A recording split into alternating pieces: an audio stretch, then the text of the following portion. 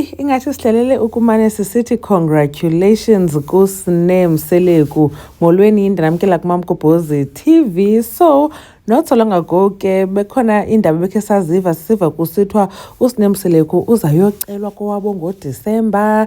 Hayi ke sathi congratulations ke kuSne, sifuna ukuba simbone ke echata hopefully kwizingane Zesthembu. So uSne ke unayo umfana wakhe awakhe wathetha ngaye ku-podcast esithi lo mfana waye wathi kuye uleli phezu kwemali.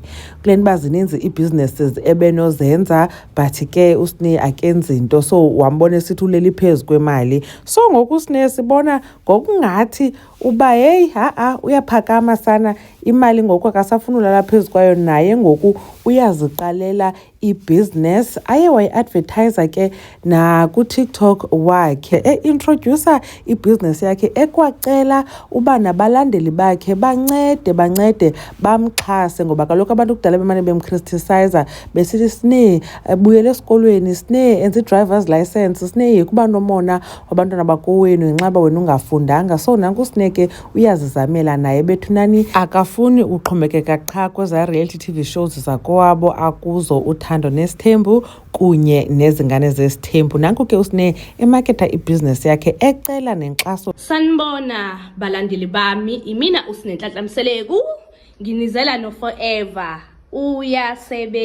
Uyasebenza uba nempilo uma usebenzisa. Uzozibonela nawe ngeke uzisole.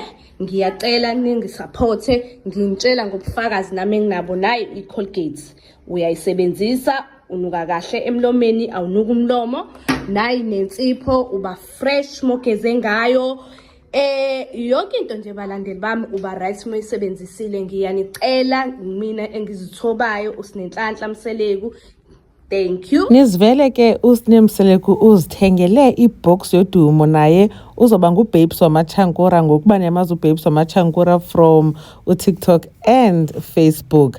Now uSne Mseleku ke bethunani ucelela abantu bakhe ba please balandeli bamcela nilandele. Niyabazi ke abantu wawuthetha ngothetha abanye bebegxeka uba ethe i-toothpaste yi-Colgate. Batsho hayi kaloku Sne i-toothpaste not Colgate. Niyayazi ke sana ba yonke i-cooking oil sithi fish oil, so ibe into engolo hlobo ke. Otherwise uSne uziqalele i-business ka Forever Living. Khanisho ke bethunani nina banicinga ntoni ngeli nyathelo lithathwe nguSne, and ke ukube ndikhe ndambona ekhomenta kwi-post yala mfana wakhe lo wayethe uleli phezu kwemali. Loo nto ke ukundenza ndiwandarishe if mhlambi babuyelene nguye nalo mhlambi umphushile uba makaqale nale business ka Forever. Asiyazi bethuna nguye lo azawutshatela kuyo ngoDisemba, asiyazi. Mamgobhozi uyanibona kwivideo elandelayo. Bye.